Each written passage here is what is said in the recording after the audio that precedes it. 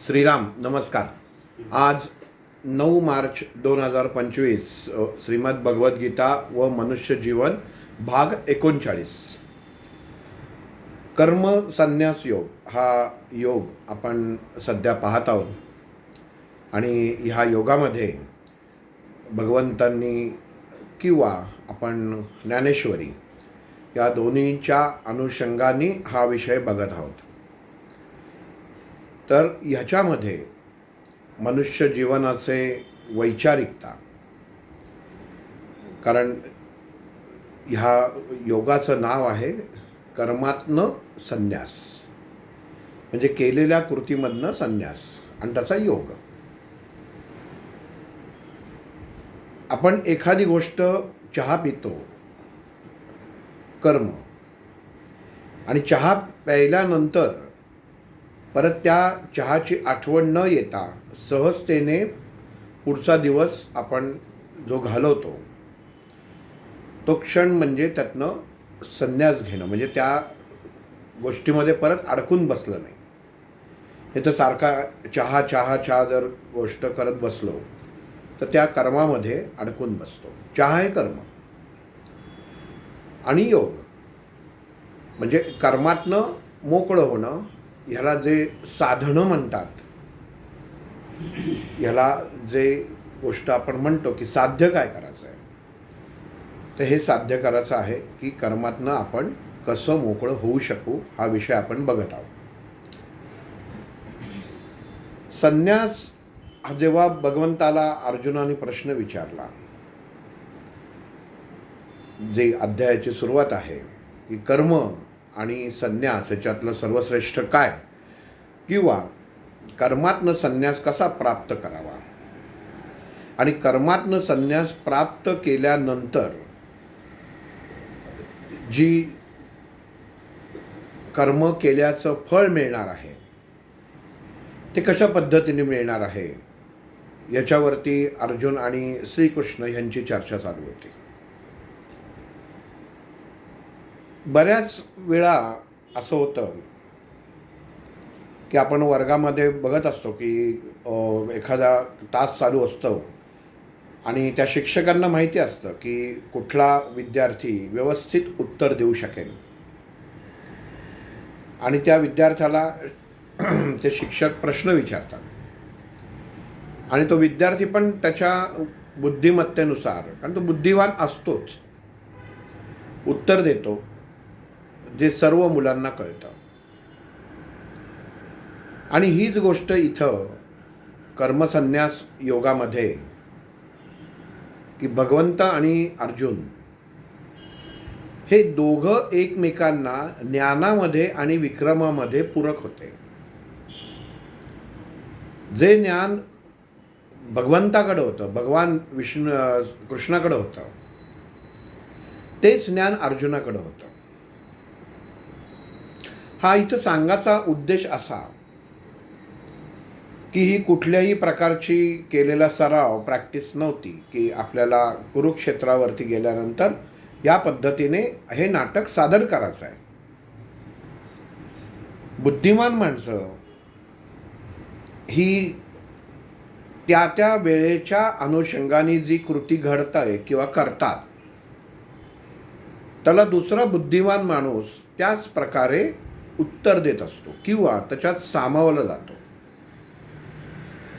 कारण ही गीता सांगताना कुठल्याही प्रकारचं इतरांना, ऐकणाऱ्यांना, आपण आत्ता ऐकतोय की कधी असं वाटलं नाही की हा खरंच हुशार असून नाटक करतोय. इतकं हुशारीने केलेलं नाटक. आणि मग इथं भगवंताला जसं काय प्रश्न अपेक्षित होते जे अर्जुनाने विचारावे, ते प्रश्न अर्जुन बरोबर भगवंताला विचारत होता की जे सर्वसामान्य जगतासाठी उपयोगी आहे आणि उपयोगी पडणार होतं, सर्वसामान्य सहज सरळ जीवन जगताना.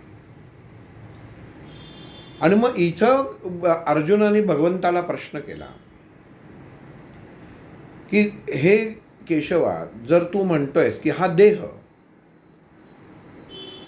हा आत्मस्वरूप आहे,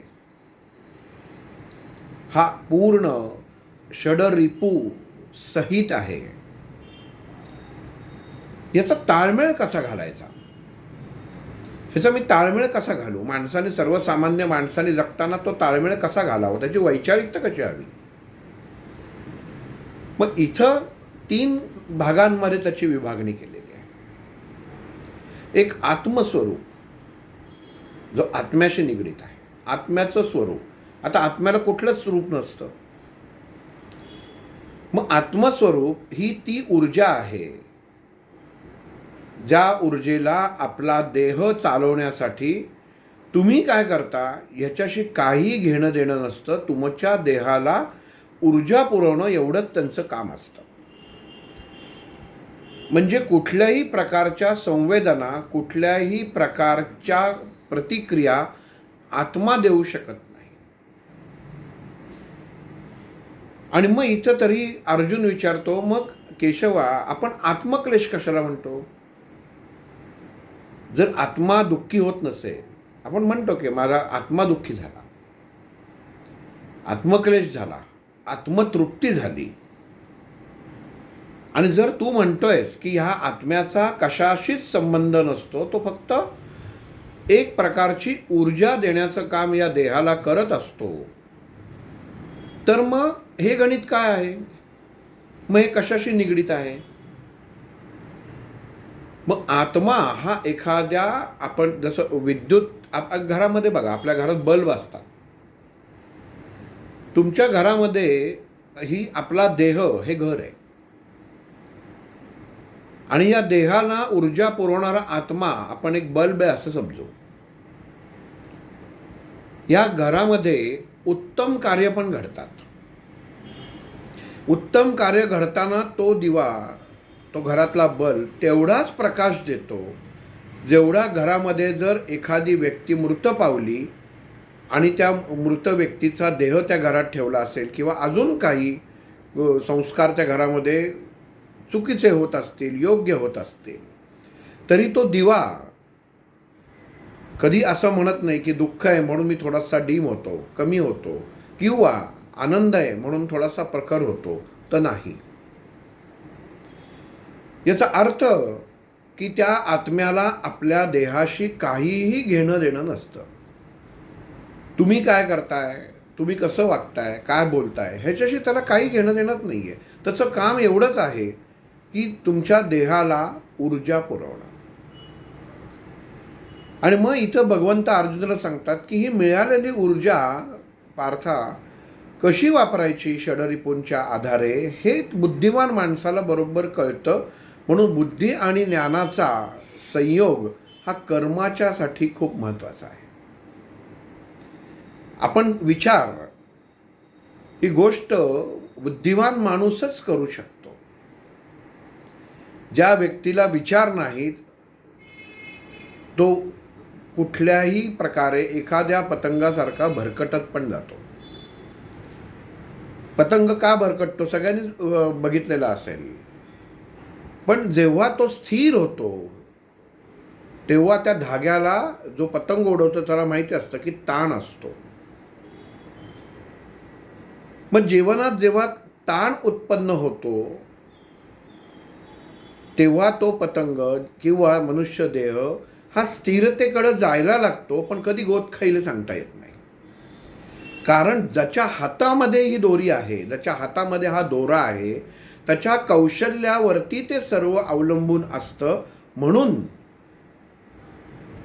जो हा धरतो, हा धरणारा कोण आहे, तर आपली बुद्धी आणि आपला विचार आहे की हा ताण किती द्यायचा, किती सहन करायचा. तो जर जास्त ताण दिला तर अर्थातच तुमच्या देहावरती त्याचा परिणाम होणार आहे आणि तो पतंग डुबणार आहे, म्हणजेच तुम्हाला कुठली तरी शारीरिक व्याधी उत्पन्न होणार आहे. मग भगवंत काय करतो याच्यामध्ये, नियती काय करते, तर तुम्ही किती ती दोर सैल सोडताय किंवा गुंडाळताय, ह्याचं गुंडाळचं काम तो करत असतो. उडवता तुम्ही, बुद्धी भगवंताने दिली. काही उडता उडता पतंग उडता उडताच गोत मारतात, उडतच नाही, वरच जात नाही, त्याच्यात फाटतो. अर्थ असा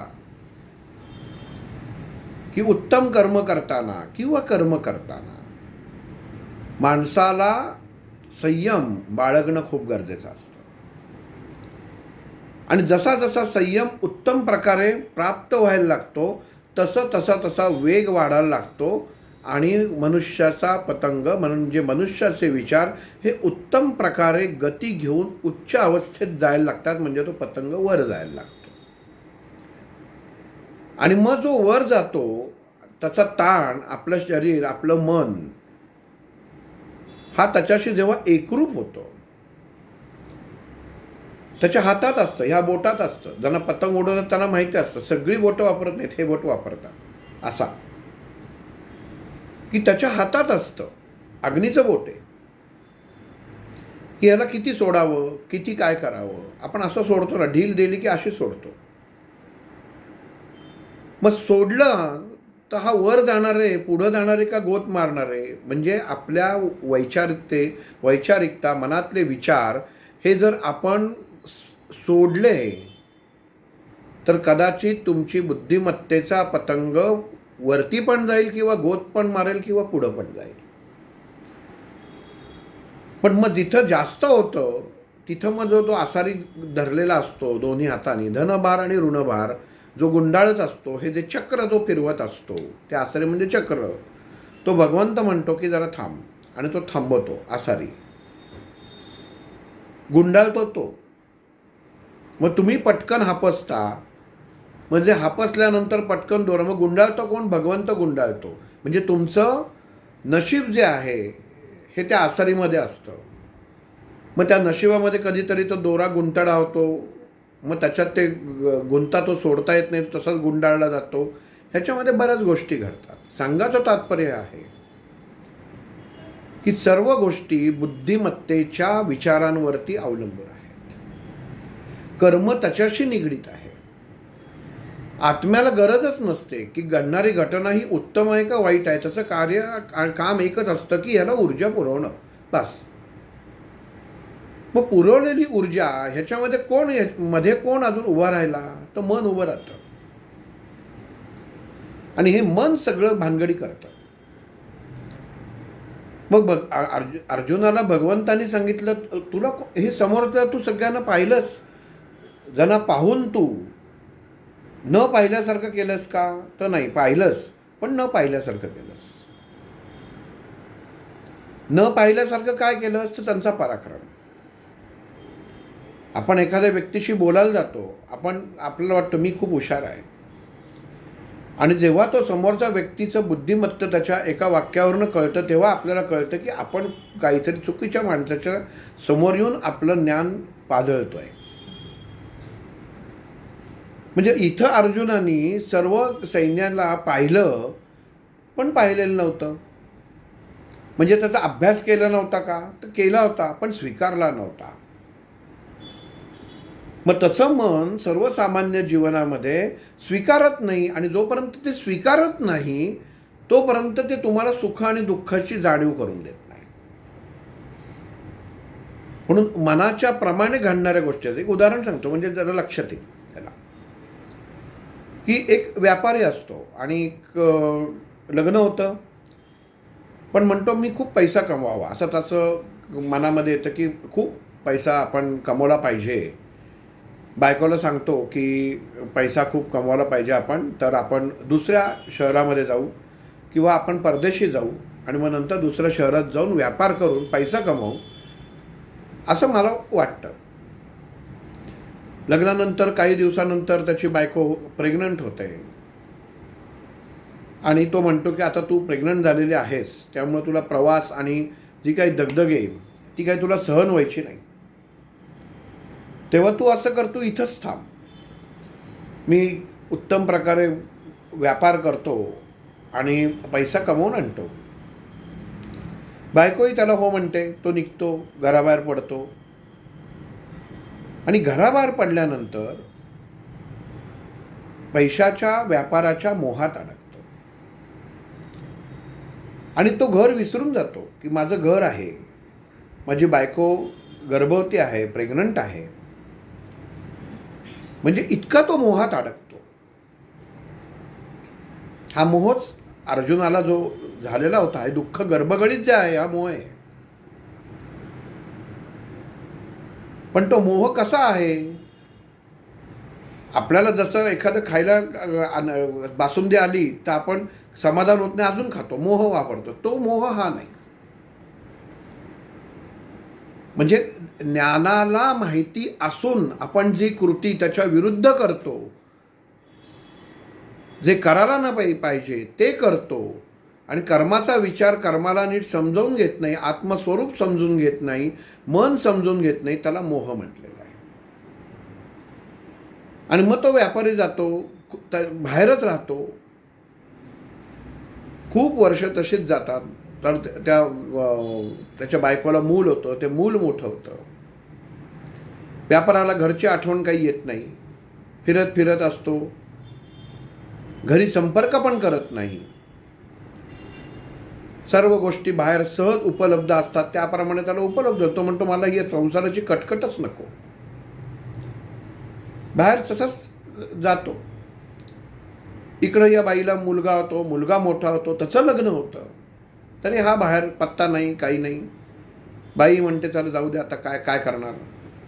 आत्तासारखं काही तेव्हा म्हणजे संपर्क साधायची साधनं नव्हती. आणि तो व्यापारी परत आपल्या देशात येतो, पण घरी येत नाही. आणि हा इकडं याचाच मुलगा आजारी पडतो. आणि आजारी पडल्यानंतर तो आईला म्हणतो मी काय, मला वडिलांना भेटायचं आहे आणि भेटायची इच्छा खूप आहे. तर त्यामुळे मी वडिलांच्या शोधात बाहेर पडतो आणि त्यांना भेटतो. कारण आजारी मी आता आहे, तर काय माझं काय होईल मला माहीत नाही, पण मला वडिलांना भेटावं ही माझी इच्छा आहे. आणि मग माहिती कळते की अमुक राज्यामध्ये वडील आहेत. आणि मुलगा त्याच्या बायकोला घेऊन बाहेर पडतो वडिलांना भेटण्यासाठी.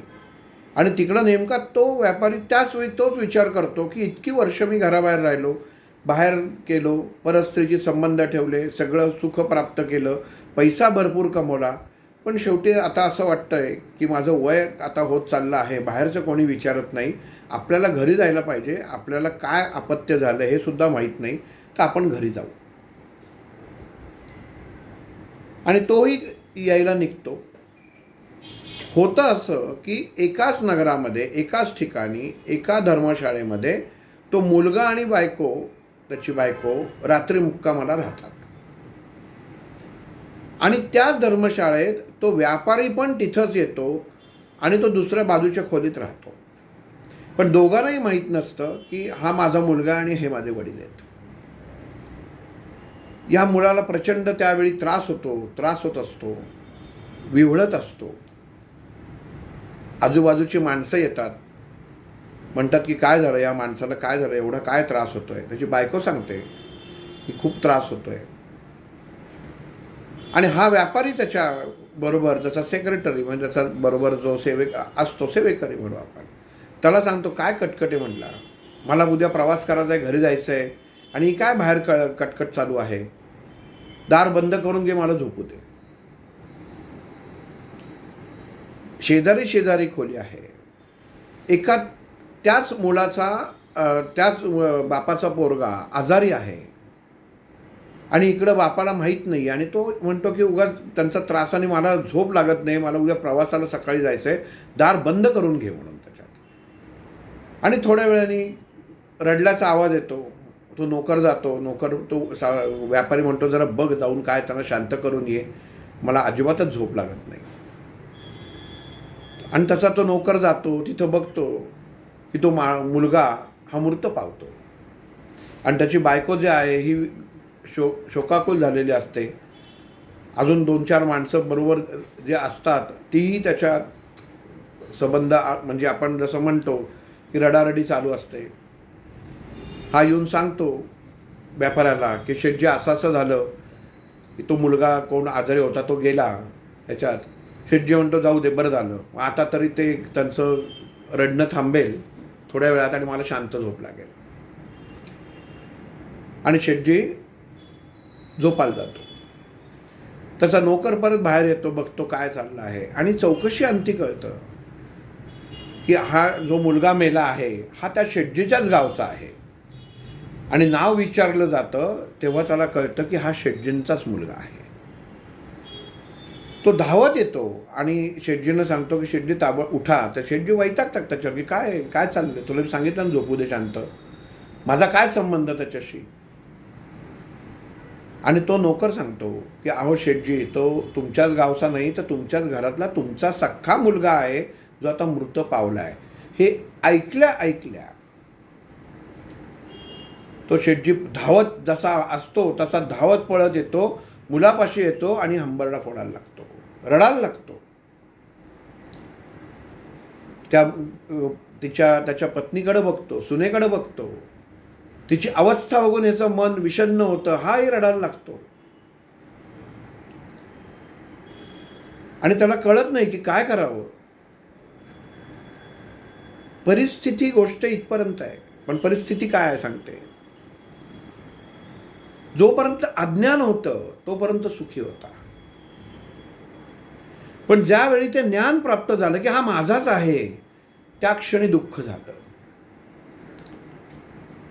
जोवर अज्ञान होतं तोवर जीवनामध्ये मी काय केलंय, माझ्या हातनं काय चुका झाल्या आहेत हे लक्षात आलेलं नव्हतं किंवा त्याचा विचार आलेला नव्हता.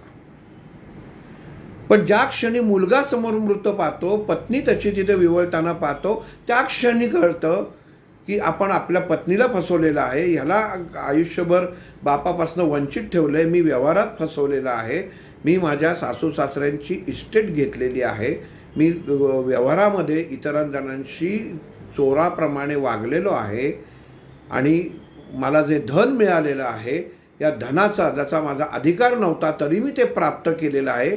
हे प्राप्त केलेलं धन हेच ह्या माझ्या नशिबी आता प्रारब्ध म्हणून उभं राहिलेलं आहे.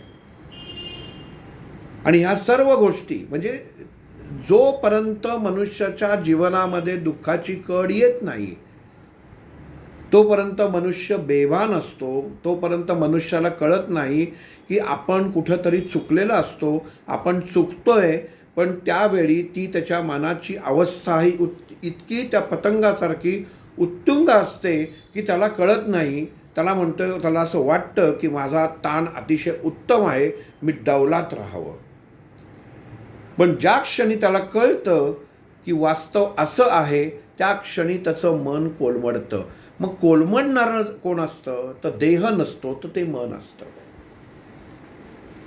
आणि मग ते मन त्या व्यापाराचं तिथं एका क्षणामध्ये कोलमडतं आणि जो सुखाची झोपेची अपेक्षा करत असतो त्याचं क्षणामध्ये दुःखात रूपांतर होतं आणि त्याला लक्षात येतं की मी जीवनामध्ये काय काय चुका केलेल्या आहेत.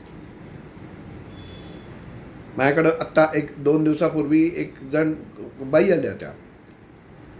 प्रचंड भरपूर इस्टेट आहे आणि झोप नाही, म्हणजे कुठल्या देवाचं करत नाहीत असं नाही आहे, सगळं करतात पूर्ण. जेवढं अगदी जेवढे काही इतके त्यांनी आत्ता इथलं पुण्यातले जेवढं एकही मठ सोडलेलं नाही, देवळं सोडत नाहीत, कारण त्यांना सकाळी 3.5 तास काही कामच नसतं. सगळं त्याच्यामध्ये झालं पण झोप काही लागत नाही. आणि त्यांची भेट झाली की त्या म्हटलं माझा असा दिनक्रम आहे. तर म्हटलं सगळं बंद करून टाका आणि एका वहीत लिहा की माझ्या आयुष्यात मी काही चुकलं बिकलं नाही आहे ना, काही हे केलं नाही ना. त्यांनी दुसऱ्या दिवशी पाठवलं की नाही मी कुठंच चुकलेलं नाही. त्यांची पूर्ण फॅमिली UK मध्ये असते. ते म्हटले मी इथं आहे, आईच्या सेवेसाठी आहे, पण चुकलं कुठं नाही आहे. म्हटलं एकदा परत विचार करा, काय आई वडिलांकडनं काही घेतलेत का, भावाकडनं काही घेतलं आहेत का ह्याच्या. मग त्यांनी सांगितलं की हो घेतलेलं आहे. मी नाही घेतलेलं, मला दिलं गेलं आहे. म्हटलं काय दिलं गेलं आहे. इस्टेट दिली गेली आहे. म्हटले भांडारकर रोडला राहतात. म्हटलं ती सोडा, पाणी सोडा त्याच्यावरती, जाऊन ती भावाच्या नावाने करून टाका, म्हणजे तुम्हाला आजपासून झोप लागेल. आणि सगळं देवांचं करणं बंद करा. कारण का तर मन कमकुवत आहे म्हणून हा तुम्ही या सगळ्याचा आधार घेतायत, ह्याच्यात श्रद्धा कुठंच नाही आहे. खेळ मनाचा असतो. मला म्हणले नक्की का? पण म्हणे मला कशातच अपेक्षा नाही आहे, मला कशाची मी मागितलंच नाही आहे. म्हणतं तुम्ही जरी मागितलं नसतं तरी एक लक्षात घ्या, जसा अन्नाचा दोष हा जसा येतो, एखादं समजा मी एखाद्याला जर पेढा दिला आणि तो पेढा जर खराब असेल आणि त्या पेढा मी जर दुसऱ्याला दिला तर त्याला ती बाधा म्हणजे जी अन्नाचं जे त्रास आहे, अन्न विषबाधा ही त्याला होणारच, कारण तो पेढाच तसा होता. मग जसं या व्यापाराचं झालं, पूर्ण धन कमवलं पण या धनामध्ये मुलाला गमावलं आणि हातात काही राहिलं नाही. मग इथं म्हणून भगवंत अर्जुनाला सांगतात की काय कमवलं याच्यामध्ये मनुष्य विसरून जातो. मग तिथं अर्जुन म्हणतो की अरे केशवा, तुला हे सांगणं सगळं सोपं आहे, अरे पण हे आम्हाला सर्वसामान्य माणसाला कळणार कसं ना, चांगलं काय आणि वाईट काय ते. या गोष्टी आम्हाला कशा कळायच्या? आम्ही कसं समजायचं की जीवनामध्ये आम्ही जे वागतोय ते योग्य आहे का नाही आहे? म्हणून त्यांनी सांगितलं की शास्त्र पहिलं समजून घेतलं पाहिजे पार्थ. मग शास्त्र कशाला म्हणतात? आपण म्हणतो की आम्ही शास्त्राच्या अनुसार चालतो. म्हणजे कशाच्या अनुसार चालतो? एखाद्याला म्हटलं काय मग नाही आमच्याकडं अगदी शास्त्रशुद्ध पूजा केली जाते. मग शास्त्र काय असं त्या जर माणसाला विचारलं तर त्याला ते सांगता येत नाही. मग शास्त्र हा शब्द किंवा शास्त्र याचं विश्लेषणच असं आहे की जे माहीतच नाही आहे, जे अज्ञानीत आहे ते तुम्हाला ज्ञान करून घेणं, ते तुम्हाला त्याचं ज्ञान प्राप्त होणं किंवा त्याच्यावरती ज्ञान आपलं प्रगट करून त्याच्यावरती आपलं मत देणं. मग शास्त्र ह्याला म्हणतात, गणिती शास्त्र आहे. गणितात 100 कोडी असतात. मग गणितशास्त्र कसं सोडवायचं? गणितीशास्त्र जेव्हा त्या कोडा सोडवायचं सूत्र तुम्हाला कळतं तेव्हा तुम्हाला कळतं की गणितीशास्त्र असं आहे का. बरं, म्हणून त्याला शास्त्र म्हटलं. म्हणून जीवनामध्ये शास्त्र म्हणजे मनुष्याच्या विचारामध्ये असलेलं अदृश्य ज्ञान, हे आपल्याला पहिलं समजणं गरजेचं आहे. आणि मग अर्जुन भगवंताला विचारतो, मग हे शास्त्र जर मनुष्याला समजून घ्यायचं असेल तर मग त्याला काय गरजेचं लागतं? म्हणजे मनुष्य कशा पद्धतीचा असला तर त्याला हे सगळं शास्त्र माहिती पडू शकेल? कारण ते शास्त्र सांगणारा सुद्धा तेवढाच तोलामोलाचा हवा. आज तू मला सांगतोयस म्हणून मला कळतंय, पण इतरांना कसं कळणार? मग तिथं भगवंताने सांगितलं आहे की पार्था, जर मनुष्याला शास्त्र समजून घ्यायचं असेल तर त्याला त्यातल्या मनुष्याला स्वतःतले गुण समजून घेतले पाहिजेत. ज्याला त्रिगुण म्हणतात, सत्व रज तम. आणि हे 3 गुण समजून घेण्यासाठी पहिल्यांदा तुला काय पाहिला पाहिजे पार्था? तर तू कोणाबरोबर आहेस ह्याचं तुला भान व्हायला पाहिजे. म्हणजे जीवनामध्ये कुसंगती, सुसंगती आणि विसंगती ह्या 3 अवस्था आहेत की मी कोणाबरोबर आहे. म्हणजे मग कुसंगती असेल तर ते विचार वाईटच मार्गाने जाणार आहेत तुझे. मग ते शास्त्र सुद्धा तुला कळणार आहे की हातात धरलेली तलवार ही शत्रूवर चालवायची का एखाद्या निरपराध्यावर चालवायची. मग घरामधली असलेली सुरी त्यांनी फळ कापायचं का कोणाचा खून करायचा. मग ही वैचारिकता जी आहे ही तुला कुठनं येते? तर संगतीतनं येते. मनुष्य संगतीतनं घडतो. म्हणजे जीवनामध्ये ज्ञानेश्वर माऊलींनी सांगितलं की या 3 अवस्था, कुसंगत, सुसंगत आणि विसंगत. तर मनुष्याने विसंगत असूच नाही आहे, तर विसंगामध्ये पडूच नाही आहे की जो काहीच करू शकत नाही.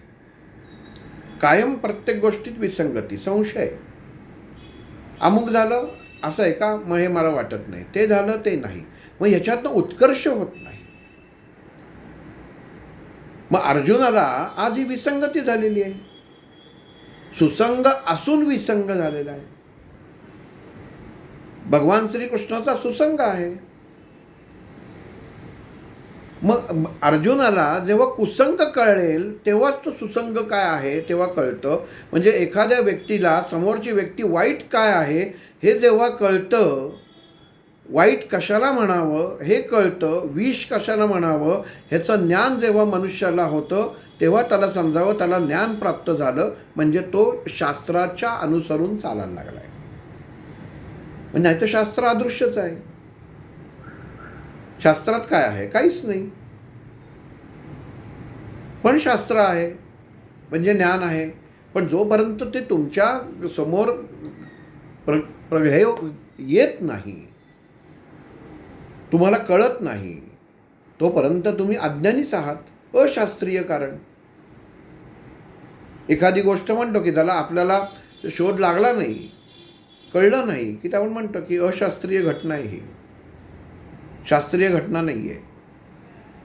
आणि मग जो म्हणतो की ह्या घटना शास्त्रीय घटना आहेत, मग त्यांनी त्याच्या आपण कधी म्हणतो का की शास्त्रीय घटना? मग ते शास्त्र काय एखादं तरी आपण विचारतो कधी? फक्त एवढंच शास्त्रात अमुक सांगितलंय. प्रमाण काय? मग भगवंतांनी अर्जुनाला सांगितलं, पार्था मनाचं प्रमाण लागतं. माझं मन काय मला माहिती आहे. म्हणजे मनुष्याला स्व हा कळणं गरजेचं असतं. मग त्या स्वमधनं मग ब्रह्माने ही पृथ्वी उत्पन्न करताना पहिलं ब्रह्म हे तत्व ही लहर तयार झाली, आणि ही ब्रह्मलहर तयार झाली, नंतर ती वेडी झाली. मी एकटं काय करू? एकोहम. मी एकटंच काय करणार? मला काहीतरी खेळ पाहिजे ना, मी माझं चालना पाहिजे काहीतरी. म्हणून सृष्टीची निर्मिती केली, आणि सृष्टीची निर्मिती केल्यानंतर ब्रह्मांनी काय केलं? मला काही संबंधच नाही, तुम्हाला वागायचं आहे तसं वागा, तुम्हाला जगायचं आहे तसं जगा. मग उत्पत्ती का केली? जर माझा भोग आणि देह ह्याचं जर काही कारणच नसेल तर त्याची भगवंतांनी त्या ब्रह्माने उत्पत्तीच का करावी? असं अर्जुनाने जेव्हा भगवंताला विचारलं की जर तुम्हीच ठरवलं आहे की या सृष्टीचं युद्ध कसं करायचं, काय कसं करायचं, निर्माता तूच आहेस ना रे. तुझ्या तरंगापासनं जर हे सगळे गोष्ट तयार झालेली आहे, एका अणूपासनं हे ब्रह्मांड जर तयार झालेलं आहे, तर या ब्रह्मांडामध्ये उत्पत्ती तुला करायचं कारण काय? म्हणजे तू आमची काही चेष्टा करून मजा बघतोयस का केशवा? तू कशाला ही निर्मिती केलीस? तर हा सृष्टीचा असलेला नियम आहे. पण ती सृष्टीचा नियम करताना ब्रह्मा हा पहिली उत्पत्ती आहे. ब्रह्माची उत्पत्ती झाली पहिली. आपण एखादी गोष्ट आणली घरात, तुम्ही एखादी भाजी घेऊन आलात, करणार काय त्या भाजीचं?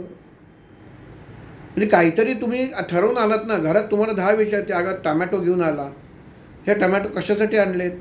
तर तसंच ठेवलेत टेबलावरती. तर घरातली आई विचारेल, पत्नी विचारेल, नवरा विचारेल की कशासाठी आणलेत? तुम्हाला कारण द्यायला लागतं. मग तुम्ही म्हणतात नाही कोशिंबिरीसाठी आणलेत. मग त्यातल्या एका 2 टमॅटोची कोशिंबीर केली जाते, एक टमॅटो कुठल्या तरी पोह्यात वापरला जातो. सांगायचं थोडक्यात असं की विविध तऱ्हेने एकाच गोष्टीचा वेगवेगळा उपयोग केला जातो. अर्थ असा, सृष्टी निर्माण करताना भगवंतांनी हे सर्व निर्माण केलंय, आणि त्याच्या लक्षात आलं आपण हे निर्माण तर केलेलं आहे, पण सर्व एकगुणी असून उपयोग काय? जर एकाच गुणाचं असेल तर त्याला कळणार कसं? भाजी तेव्हाच उत्तम होते जेव्हा त्याच्यात साखर पण जाते, गोड गुण पण असतो, आणि खारट गुण पण असतो, आणि तिखट पण असतो. पण हे भगवंताच्या नंतर लक्षात आलं, ब्रह्माच्या निर्माण केलं. आता काय? आता काहीतरी याच्यामध्ये करायला पाहिजे, म्हणून गुण उत्पन्न झाला. मुलगी गुणी आहे, मुलगा चांगला. काय तुमचा मुलगा गुणी हो, पण म्हणजे काय? वागणं, तसं खाणं पिणं राहणं, मग गुण कुठं आला? मग गुणाचा संबंध येतो कुठं? हे आपण कर्मसन्यास योगामध्ये भगवान श्रीकृष्ण आणि अर्जुनाचा जो संवाद चालला आहे की मनाचा आत्मस्वरूपाचा आणि देहातल्या षडरिपूंचा सांगड भगवंत सांगतायत त्रिगुणांच्या मार्फत की त्रिगुण उत्पन्न कसं झाले. ह्या त्रिगुणांपैकी सत्व रज तम गुणांची उत्पत्ती करण्यासाठी, उत्पन्न होण्यासाठी, मनुष्य देहाने ते स्वीकारण्यासाठी, धारण करण्यासाठी पहिला गुण हा शब्दच कळला नाही, तो कळणार काय पुढं? मग गुणी म्हणजे काय? गुणी बाळा आहे बाबा. म्हणजे काय? तुझं ऐकतो म्हणून गुणी? म्हणजे जो आपलं मन उत्तम प्रकारे प्रकाशित करतो. मग तो प्रकाश केलेला प्रकाश हा समोरच्यासाठी उत्तम असेल असं नाही. रात्री झोपलाय, डोळे अंधाराला लाईट नको असतो, अंधार बंद करतो आणि घरी येतं कोणतरी पटकन ट्यूब लावतं, म्हणतं पहिली ट्यूब बंद कर. मग ते ट्यूब चालू बंद याच्यामध्ये होत नाही आणि मग तो राग होतो. कदाचित त्या रागामध्ये ते बटन तोडलं जातं, तो दिवा तोडला जातो. दोष कोणाचा आहे? बल्ब तर म्हणे मी तर प्रकाश, माझं कामच आहे प्रकाश द्यायचं, माझा तर काहीच संबंध नाही. तुम्ही मला जसं पाहिजे ना तसं हलवताय, माझा काहीच दोष नाही, पण ठेच मात्र मला. मग ह्याला आत्मक्लेश म्हणतात. मनाचा आणि विचारांचा जेव्हा मेळच होत नाही आणि मग जी ऊर्जा देहामध्ये तयार होते आणि त्या ऊर्जेचं रूपांतर तुमच्या देहात असलेल्या उत्तम आत्मस्वरूप ऊर्जेमध्ये असतं, ते अनियंत्रित व्हायला लागतं. म्हणून त्याला आत्मक्लेश म्हटलेला आहे. मग त्याला क्लेश उत्पन्न होतो. त्याचं कारणच नसतं, पण तरी तो कुठलीही प्रतिक्रिया देत नाही. मग इथं भगवंतानी अर्जुनाला सांगितलं, तुला कळायला पाहिजे, तू आत्म्याचं ऐकतोयस काय, मनाचं ऐकलं पाहिजे. तू बुद्धिमान आहेस, तुला कळलं पाहिजे काय योग्य आणि काय अयोग्य आहे ते. तू असा कसा वागतोयस तू? मग जर तुला जेव्हा भगवंताच्या समोर अर्जुनही बोलत असतो तेव्हा त्याला कळतो की किती तू मला असं संभ्रमात अवस्थेमध्ये तो अजूनच गोल गोल गोल गोल अवस्थेत फिरवतोय. हे गुणांचं काय? गुण मला कळलेच नाहीत केशवा. माझ्यामधला काय गुण आहे तू मला सांगू शकतोस, पण माझ्या गुणांची किंमत हे जर समोरच्याला माहिती असेल तर युद्धाची परिस्थिती किंवा युद्धाची अवस्था उत्पन्न झालीच नसती. म्हणून मग इथं भगवंत सांगतात की अरे पार्था, मनुष्याला स्वतःचा गुण कळत नाही, म्हणून तो त्याचा ऱ्हासाला कारण ठरतो, स्वतःच्या नाशाला म्हणून कारण ठरतो. कारण तो स्वतःला अहमभाव त्याच्यामध्ये उत्पन्न करतो. त्याला त्रिगुण कळलं पाहिजे. मग अर्जुन लगेच म्हणतो की मला ते काय त्रिगुण आहे ना ते तू नीट सांग. काय आहे त्रिगुण? कसं ओळखायचे? मला कसं कळणार?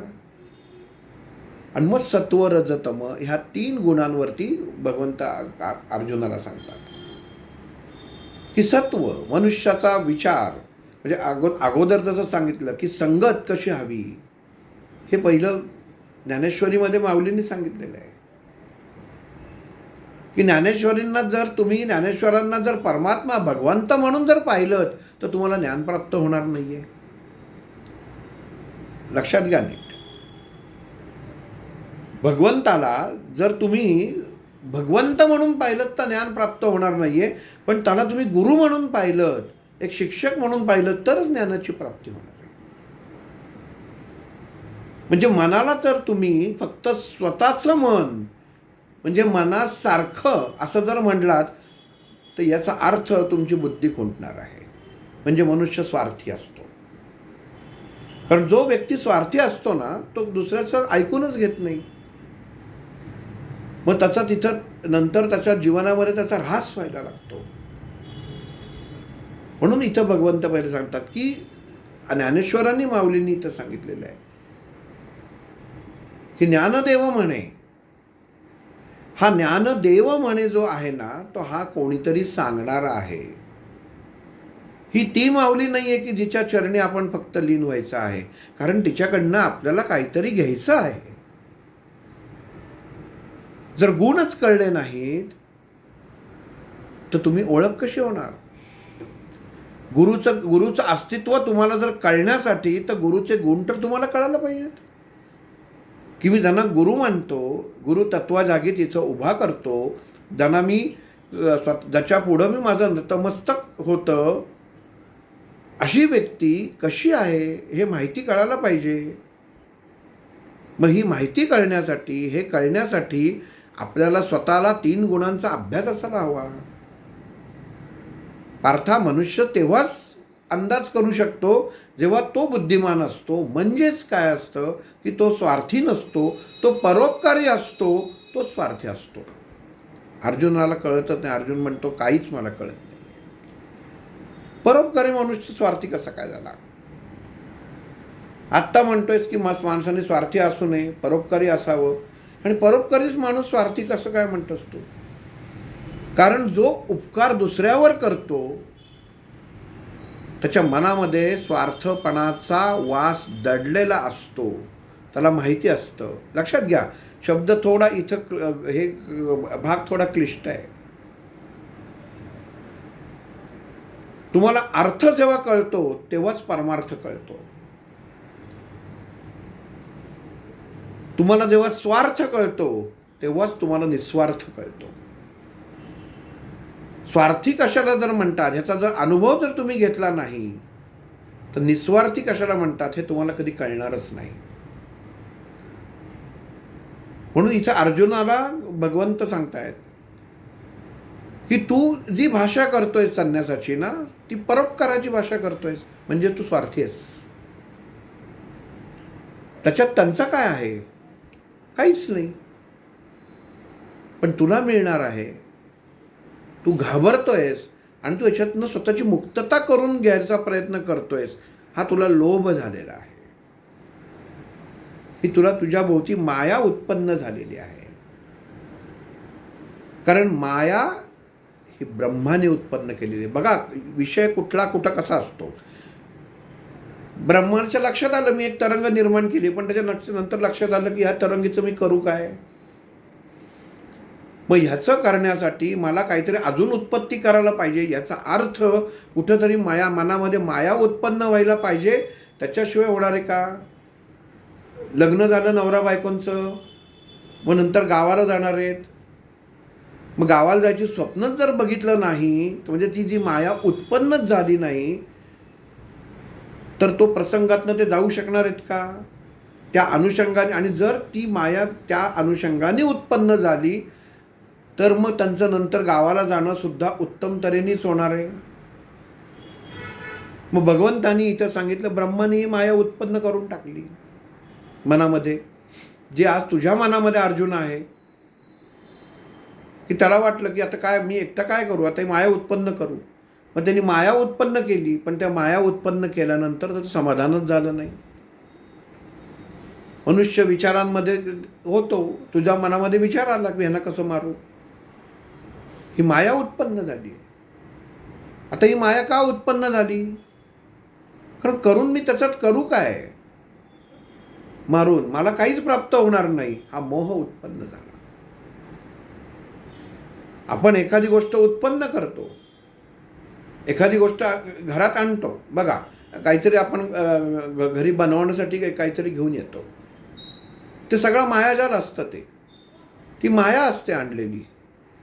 आणि जेव्हा ती गोष्ट बनते तेव्हा त्याचा आपल्याला मोह पण होतो.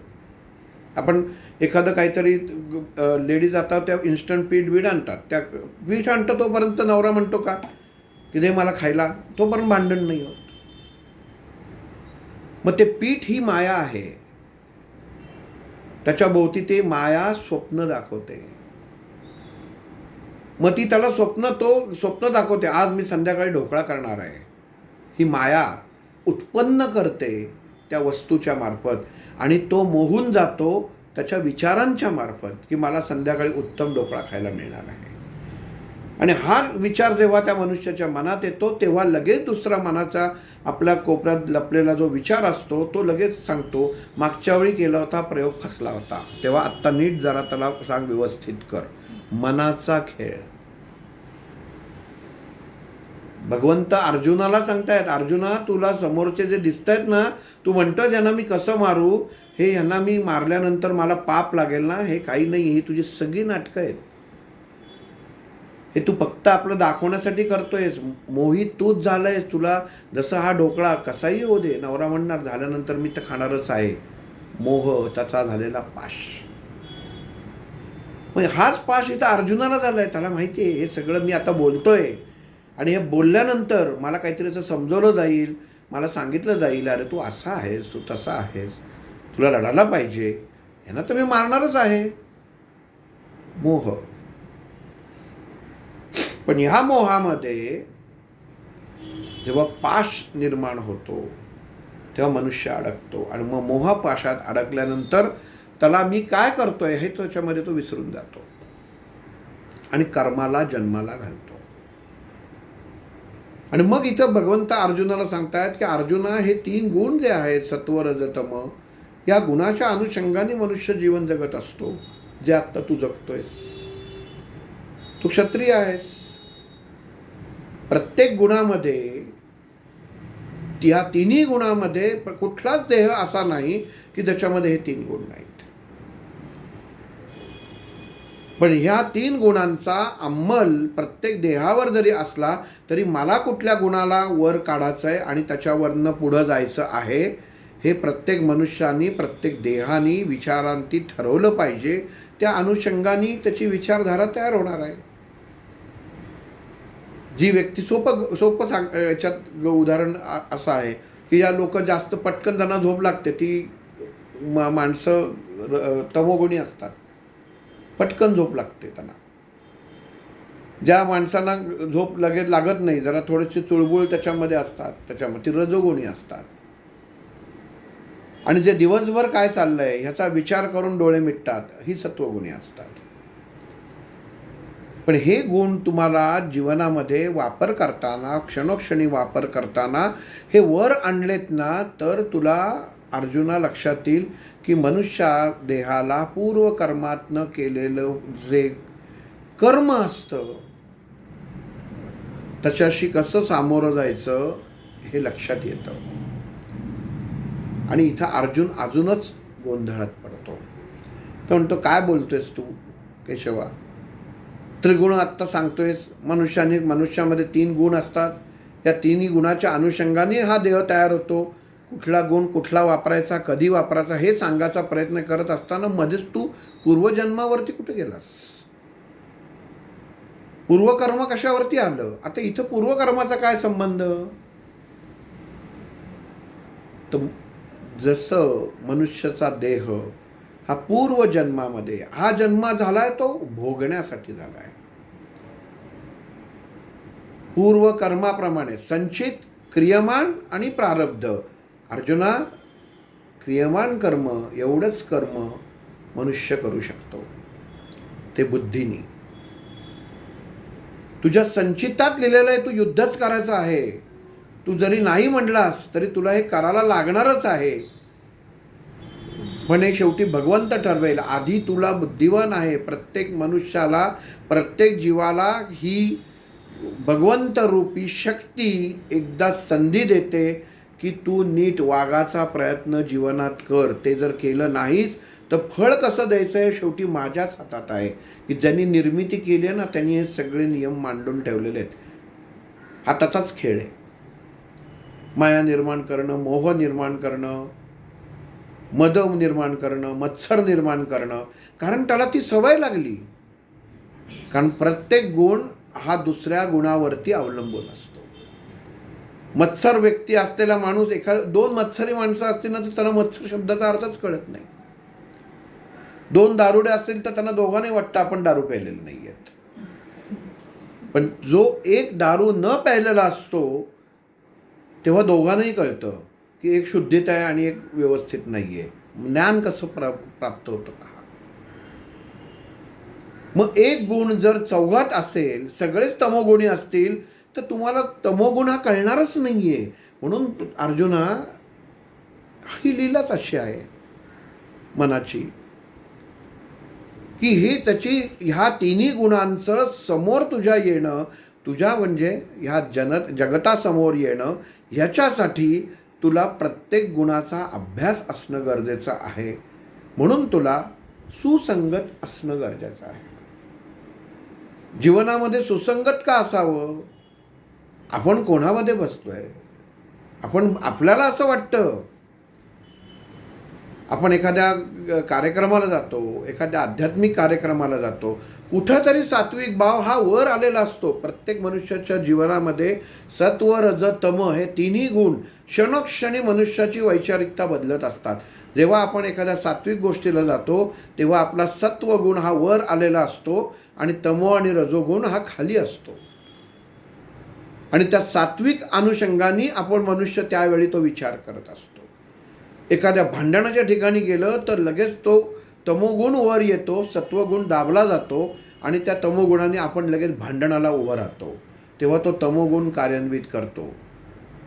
म्हणून भगवंत सांगतात की अर्जुना, तुझ्या डोक्यात जे चाललेलं आहे ना, म्हणून चाललेलं आहे, हा समोरचा जो कर्ण आहे, का मारायचं?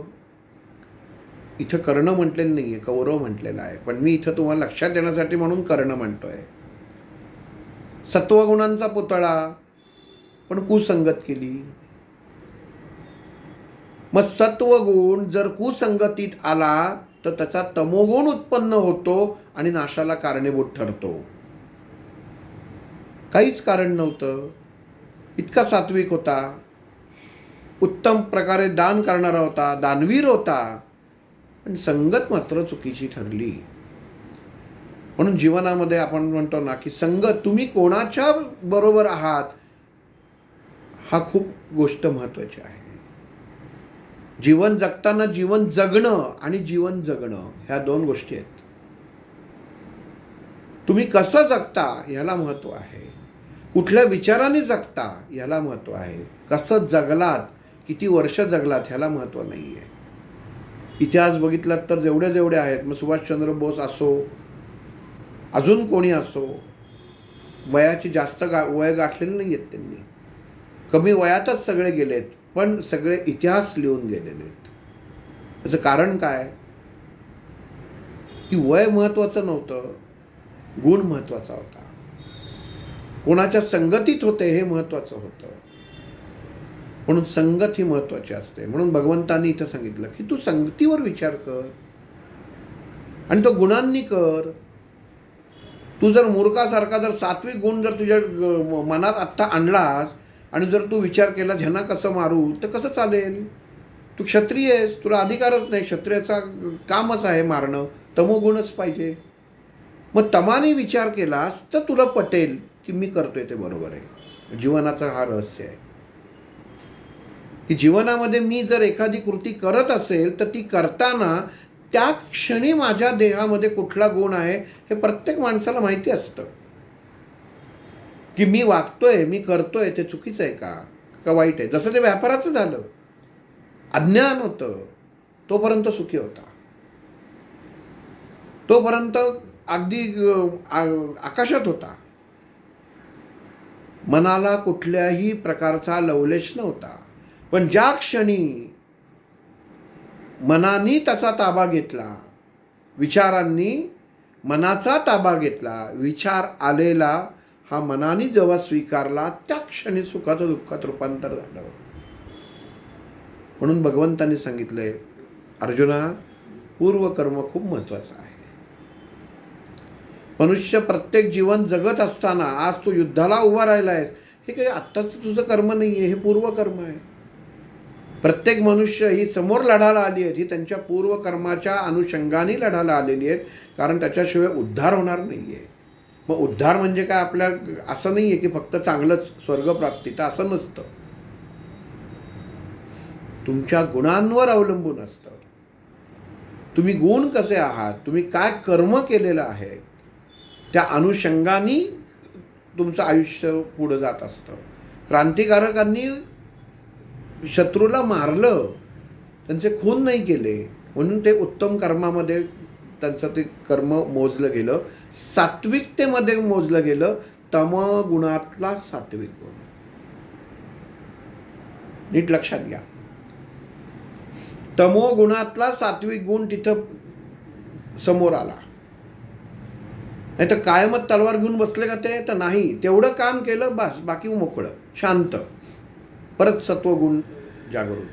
मग ही अवस्था मनुष्याला मनुष्याच्या जीवनात जीवन जगताना रोजच्या जीवनात ही जगणं गरजेचं असतं. ते मनुष्य जगत नाही म्हणून तो संकटात सापडतो, कारण तो पूर्वकर्माला मानतच नाही. पूर्वकर्माचे दोष तो मानत नाही आणि क्रियमान कर्म फक्त करत राहतो. पण त्याला एवढं लक्षात येत नाही की तीन आहेत ही संचित, क्रियमान आणि प्रारब्ध. मग प्रारब्ध हे फळ देतं की जे त्याच्या हातामध्ये नाही आहे. तू जे केलेलं आहेस तेच तुला तिथं येणार आहे. मग संचितात काय पेरलेलं आहेस? जर मग प्रत्येक मनुष्याला आजच्या जीवनामध्ये जर संकट असतील आणि ती संकट जर सॉल्व्ह होत नसतील, ज्याला आपण म्हणतो की माझ्या आयुष्यात खूप प्रॉब्लेम्स आहेत, सॉल्व्ह होत नाही आहेत, तर त्यांनी पहिलं हे लक्षात घेतलं पाहिजे की माझ्या हातनं कुठंतरी पूर्वकर्म चुकलेलं आहे. ह्याचा स्वीकार करणं गरजेचं आहे. हा जेव्हा स्वीकार होईल तेव्हा तुमच्या देहामधला सत्वगुण हा वर येईल. आणि जेव्हा सत्वगुण वर येतो तेव्हा तो विचार करायला मोकळा होतो.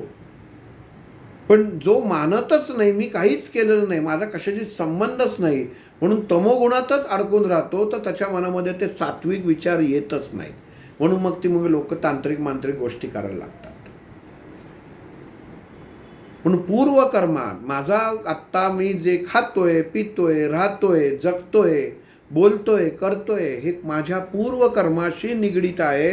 म्हणून मी हे जीवन हा क्षण जगतोय. हे मनुष्याने पहिला जेव्हा जेव्हा स्वीकारतो तेव्हा त्याच्यामधले त्रिगुण काम करायला सुरुवात करतात आणि तसं बुद्धीच्या अनुषंगाने उत्तम कर्म होतं. त्याला क्रियमान कर्म म्हटलेलं आहे. आणि मग ते केलेलं कर्म प्रत्येकाला त्रास आहे. प्रत्येकाला त्रास आहे. आज मला पैशाची चणचण आहे म्हणून मी एखाद्याला जर फसवलं आणि माझी अडचण आत्ता भागवली तर ते उत्तम कर्म होत नाही, कारण त्याचे कर्माचं फळ मला भोगायलाच लागणार.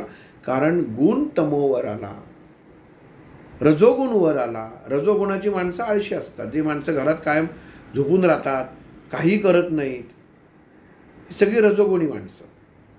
काहीच करत नाही, त्यांना काही घेणं देणं नसतं. पण मग काही न केलं तरीही तुम्हाला भोग हे काही सुटलेले नाही आहेत. म्हणून भगवंतांनी सांगितलं की बुद्धीच्या अनुषंगाने या तिन्ही गुणांचा मनुष्याने वापर करणं गरजेचं आहे. ज्या ज्यावेळी लोकमान्य टिळकांना, क्रांतिकारकांना सल्ला द्यायचा होता त्यावेळी सत्वगुण सोडून त्यांनी तमोगुणांनी चाफेकरांना किंवा इतर क्रांतिकारकांना सल्ला दिलेला आहे. म्हणून ते काही तलवार उपसूनच राहिलेलं नाही आहे. त्यांनी लेखणीक पण काढलेली होती आणि परत सत्वगुणात सामील झाले. ते जेव्हा सामील झाले तेव्हा समोरच्या इंग्रजांना कळलंच नाही की हा माणूस क्रांतिकारक आहे, चिडका आहे का शांत दिसताना चेहऱ्यावर शांतप्रिय दिसतोय, म्हणजे गुण काय आहे. मग अर्जुना, जेव्हा तू हे जे करतोयस ना, तुझे हे जे चालू आहेत ना, तुझं गांडीव धनुष्य खांद्यातनं पडणं, तू गर्भगळीत होणं, हे समोरचे पण बघतायत, समोरचे ओळखतायत. तू जेवढा ज्ञानी आहे तेवढेच समोरचे ज्ञानी आहेत. मग समोरच्या माणसाला कळलं नाही पाहिजे की मी गर्भगळीत झालेलो आहे. मनुष्यानी मनानी उत्तम अवस्थेमध्ये जर राहिला तर त्याचा देहावरती परिणाम होत नाही. आपण बघतो सर्वसामान्य ह्याच्यामध्ये जर एखादा मनुष्य दुःखी झाला तर लगेच त्याच्या चेहऱ्यावर दिसतं की हा दुःखी आहे, कोसळलेला आहे. कारण का? तर देह दाखवतो पण दुःखी मन होतं. आत्म्याचा तर कुठं संबंधच नसतो पण त्याला क्लेश होतो. मग अर्जुन, हे नीट तू समजून घेतलं पाहिजेस की तू जे वागतोयस ते काय आहे. मग तू गुणांना वाव देतच नाही आहेस. त्या गुणांना वाव दे, स्वतःतला तमोगुण बाहेर काढ. आत्ता सात्विक गुण आत ठेव, कारण त्याचा उपयोग नाही आहे. कुठल्या वेळेला कुठल्या क्षणी मनुष्याने कुठला गुण वापरावा हे जर त्या व्यक्तीला कळत नसेल तर त्याचे जीवन व्यर्थ आहे. तो मनाच्या विरुद्ध वागतो. जो व्यक्ती मनाच्या विरुद्ध वागतो याचा अर्थच तो मनाप्रमाणे वागतो. सगळे विरुद्ध गोष्टी या विरुद्ध अर्थानेच इथं वापरल्या गेलेल्या आहेत. ताटामध्ये भोपळ्याचं भरीत वाढलं, मला आवडत नाही, मग तो दुसऱ्याला तरी घालतो, तुला घालू का, मला आवडत नाही, स्वार्थ. मग तो त्यांना सांगतो काढून घ्या, पण ते म्हणतात नाही, पहिलं वाढलेलं काढायला खायलाच लागेल. मग मनामध्ये ते नसताना सुद्धा तुम्हाला ग्रहण करायला लागतं, म्हणजे सत्वात्न क्षणात तमो गुण निर्माण झाला.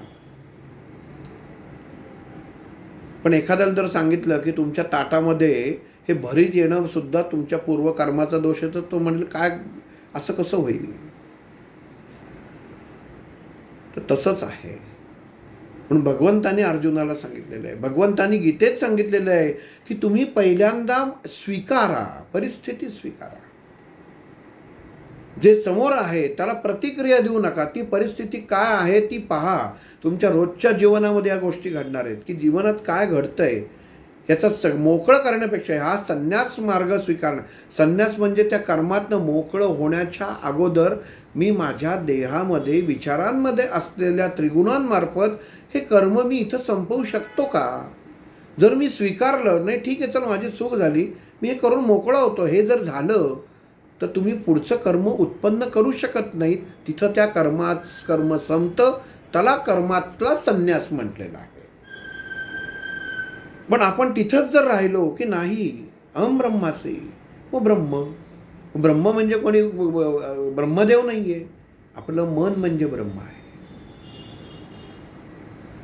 ते क्षणोक्षणी सगळं करत असतं. दिवाळी येणार आहे, मग मी ह्या दिवाळीमध्ये उत्तम कपडे घेणार आहे, मागच्या दिवाळीमध्ये मी हा ड्रेस घेतलेला नव्हता, मागच्या दिवाळीमध्ये अमुक घटना घडली होती त्यामुळे दिवाळी केलेली नव्हती, मागच्या दिवाळीमध्ये मी फॉरेनला गेले होते तेव्हा नव्हते, पण आता घेणार, आता मी ह्या दिवाळीत इथंच आहे, आता मी घेणार. म्हणजेच काय झालं, मनानी ब्रह्म अवस्थेनी मनामध्ये माया उत्पन्न करून ठेवलेली आहे. आणि मग ती जोपर्यंत ती गोष्ट पूर्ण होत नाही, ज्या वेळी ती पूर्ण होते, दिवाळी येते, तुम्ही ती गोष्ट जेव्हा घेता तेव्हा तुम्हाला कळतं की आता हे मला मिळालेलं आहे. आणि मग तेव्हा तुम्ही असं वाटतं आनंदी व्हाल, कारण काही कुठं तरी घडतं, माशी शिंकते, जे पाहिजे ते मिळत नाही, कापड आहे ते चांगलं निघत नाही, आणि त्याच्यामध्ये आपण अडकून राहतो. त्याला भगवंतांनी मोहाचं जाळं म्हटलेलं आहे. नकोच, हे नकोच आहे मला. कशासाठी पाहिजे, माझा हा देह निर्माण झालेला आहे, हा मी उत्तम प्रकारे माझ्या या तिन्ही गुणाच्या अनुषंगाने जगतोय. रामदास स्वामी काय त्याच्यामध्ये जाऊन काय 2 दिवसाची भिक्षा जमा करत नसत. त्यावेळेची, त्या क्षणाची, त्या दिवसाची झालेली भिक्षा झाली की ते थांबायचंय. नाही तर असं नाही की 2 दिवस म्हणजे मला गडावरनं खाली यायला नको, तसं नाही. म्हणजे जेवढं जीवनामध्ये तुमच्या आवश्यक आहे ना तेवढा जर तुम्ही स्वीकार केला तर तुमची कर्म कमी होणार आहेत. आणि मग जेवढं कर्म कमी होणार आहे तेवढा संन्यासाचा विषयच येणार नाही आहे, म्हणजे मोकळेपणाचा विषय येणार नाही आहे. मग हा योग, ही घटना, ह्या गोष्टी तुम्हाला साधता यायला पाहिजेत, म्हणजेच तो कर्मसन्यास योग होणार आहे. मग तिथं तरी मग हा म्हणतो, पार्थ म्हणतो की ठीक आहे भगवंता तू म्हणतोयस, चल आता तसंच करतो, पण मला एक लक्षात घे, हे सत्व रज तमोगुण जे आहेत हे तू सांगतोयस, पण मला ते काही लक्षात काही येत नाही आहे. म्हणजे ते कसं त्याच्यामध्ये त्याप्रमाणे वागायचं. आणि परोपकार म्हणजे, परोपकाराला तू स्वार्थ कसं म्हणतोस. एखाद्या गोष्टीवरती मी जर एखाद्याला जर अडचणीत असेल, त्यालावरती जर मी त्याला मदत केली तर ह्याला परोपकारी भाषा त्याच्यामध्ये तू कसं काय म्हणतो, त्याच्यावर कुठलं तरी मी उपकारच केले. पण लक्षात ठेव पार्था, हे उपकार करणारा तू आहेस, ह्याची तुला जाणीव होणं म्हणजेच परोपकार स्वार्थीपणाच म्हणतात.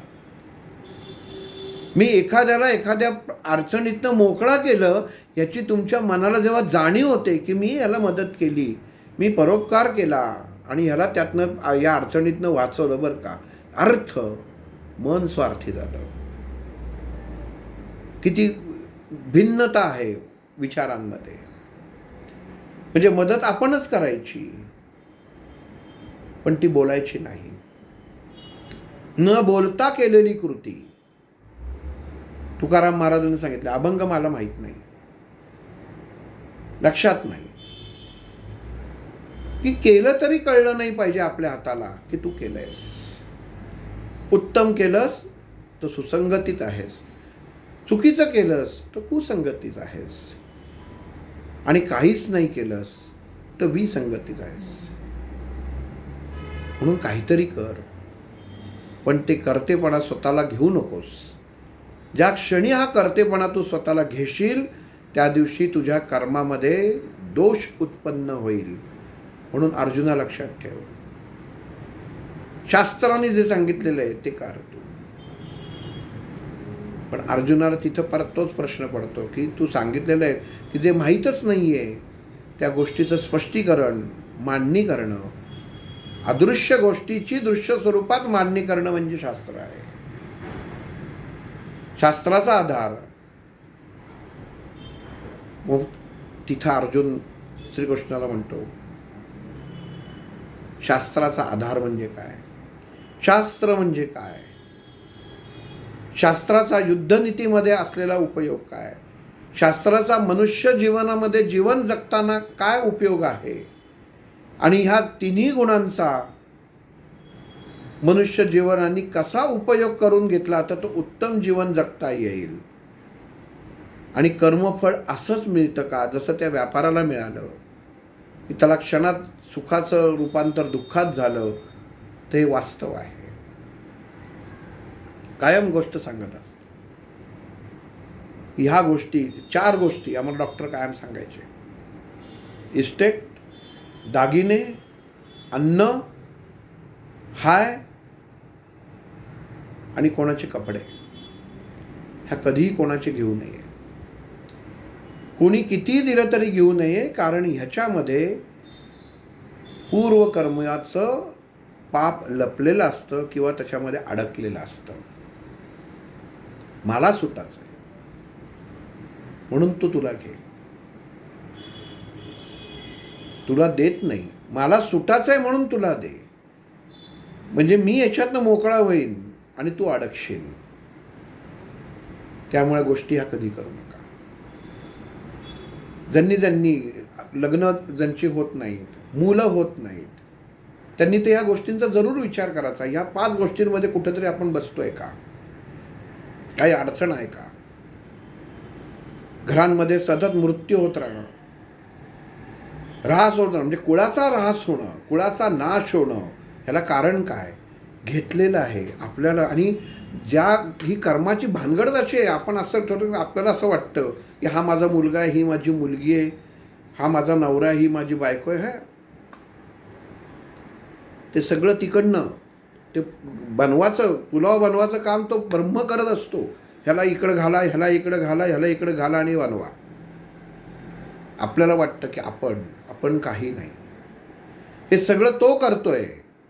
आणि हे करत असताना स्वतःचं अस्तित्व दाखवणं म्हणजे गुण दाखवणं. म्हणजे तुम्हाला एखाद्या बिर्याणीमध्ये एखादा काजू दाताखाली येणं त्याचं अस्तित्व दाखवतो, गुण दाखवतो ना. गुण शब्द नीट समजा. फ्लॉवर आला तरी आवडतं, हे आलं, पण एखादी जर ढोबळी मिरची आली तर ती आवडत नाही का, तर गुण. म्हणजे जीवनात गुण सुद्धा किती महत्वाचा आहे. मग इथं त्या अर्जुनाने त्याला विचारलं की केशवा, तिन्ही मला गुण समजून सांग. मग आपण पुढच्या भागात पहिलं गुण म्हणजे काय, निर्गुण म्हणजे काय, सगुण म्हणजे काय, सत्वगुण, रजोगुण, तमोगुण आणि परमार्थ म्हणजे काय हे पाहू. श्रीराम.